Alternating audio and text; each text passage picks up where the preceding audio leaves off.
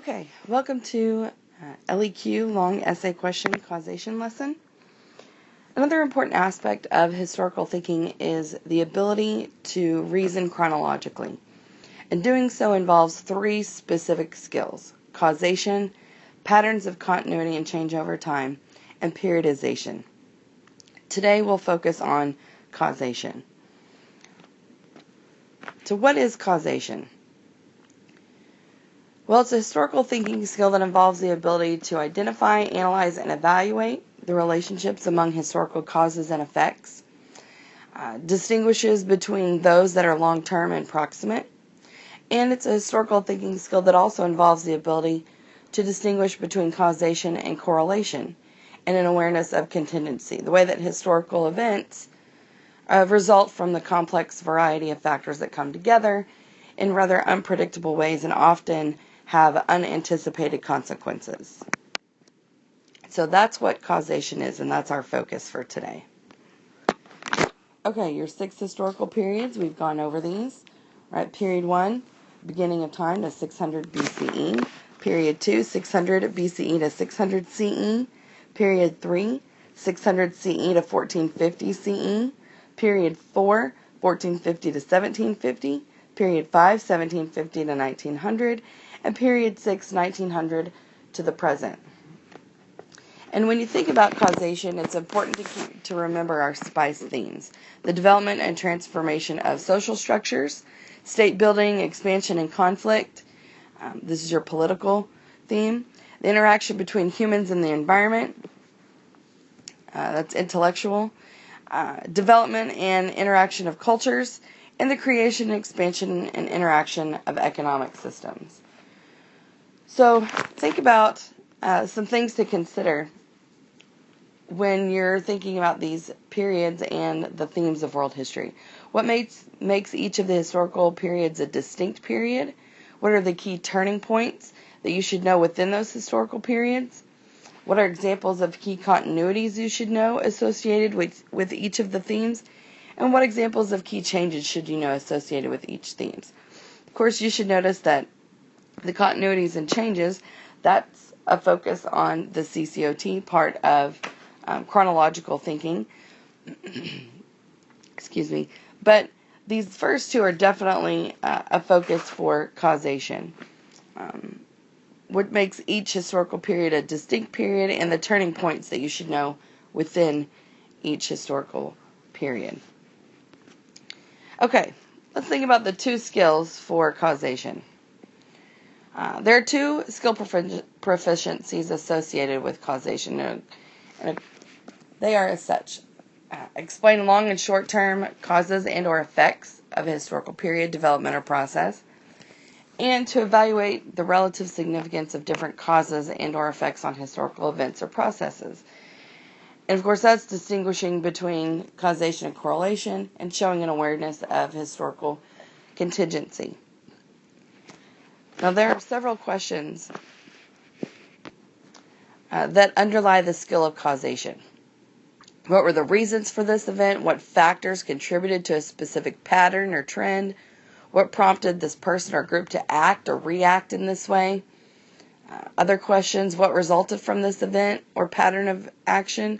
What were the short-term effects? What were the long-term effects? What cause seemed to be the most significant? What effect seemed to be the most significant, and why? How do the assessments of historians concerning causation differ from those who experienced the event, pattern, or action? And lastly, how might the chain of cause and effect have changed, and at what point? What causes were contingent on previous effects?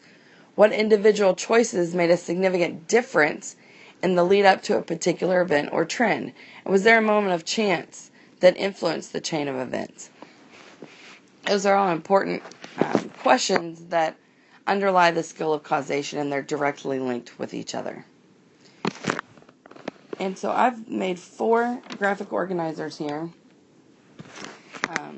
or graphical representations of causation. So think about what each graphic is meant to represent, and tell us about the relationship between causes and effects. And there might be other ways that represent causation, but I've made these 4. And I see that I forgot to put I don't want blue, the arrows that go with each one. So that's the first one. One event leading to another.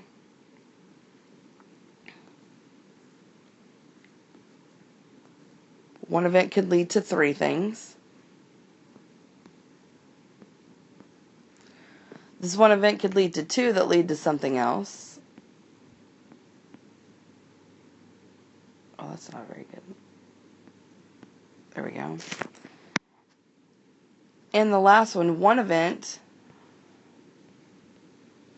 could lead to 2 things, while another event could also lead to the same thing.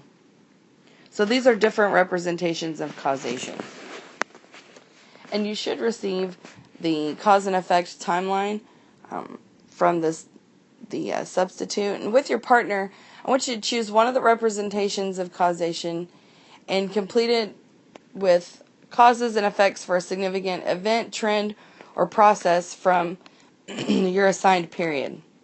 I believe on the sheet that you have in front of you, you've been given the historical period for period 3, 600 to 1450. That's the period that we are starting next week after we finish chapter 6. So that's chapter 7 through 12.